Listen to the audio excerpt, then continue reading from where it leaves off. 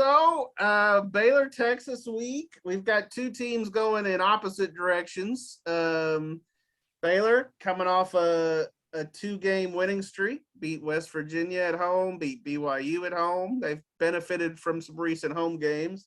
Bears up to 16th in the poll right now. Meanwhile, Texas, which was looking, like it was ascending for a while, dropped out of the top 25, lost a couple of games that they probably should have won, Oklahoma and Oklahoma State. So that said, this still feels kind of like a toss-up game to me personally, and most of that is due to the Horns' explosive offense that keeps them in a lot of games. How do you guys see it?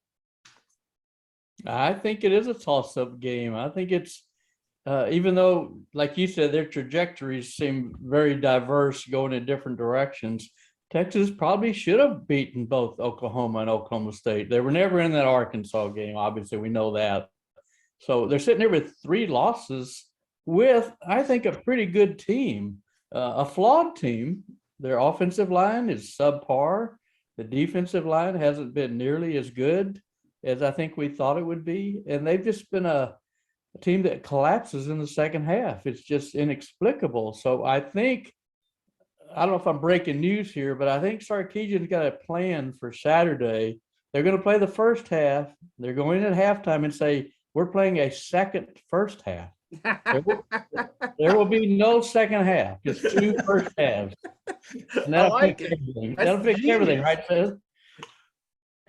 Man, they just haven't been able to close. And when you look at the talent level on this team, they're way better than 4-3. But like Coach Parcells always said, you are what your record says you are. And so they're 4-3 for a reason. And they've spent a lot of time talking about the mental part of finishing and all of this. But what Kirk and I have witnessed is they've been physically dominated in the fourth quarters of those games by bigger offensive lines, by running backs who they kept under wraps for a while, and just haven't played winning football at money time. So we'll see if this bye week has helped them. I'm writing about that this week. We'll see if the bye week has helped them find their finishing gear, their finishing kick, if you will. But they're up against a really good team in I guess a raucous environment, depending on if Josh Thompson knows what a number 3 is or third. So that's another story altogether. That was pretty funny. I saw that he came out and clarified his comments. Total spin cycle. Yeah, no doubt. Johnny? Well, I will say Baylor had such a good week of practice that they moved up 4 spots in the poll. That's good practicing. Yeah, really good practice. No, I'm with those guys. I think it's going to be a real toss-up. I think it's a real dangerous game for Baylor. Texas should have won those last 2 games. They're a really good team. And just judging from Aranda's comments on Monday, I think he would have rather played last week. Because they've built a lot of momentum. They were in a good groove, and we'll see if they can stay at the same level. But yeah, I think it's going to be just a great back and forth game.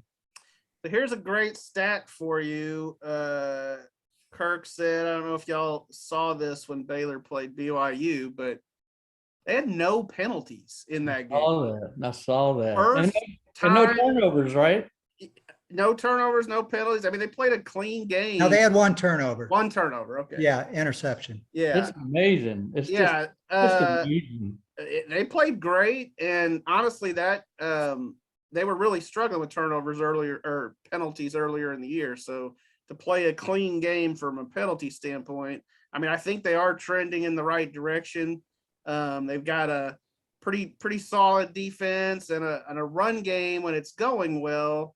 That can do a lot of damage. So we'll see how the game turns out. I mean, I think it's a pick 'em game as well.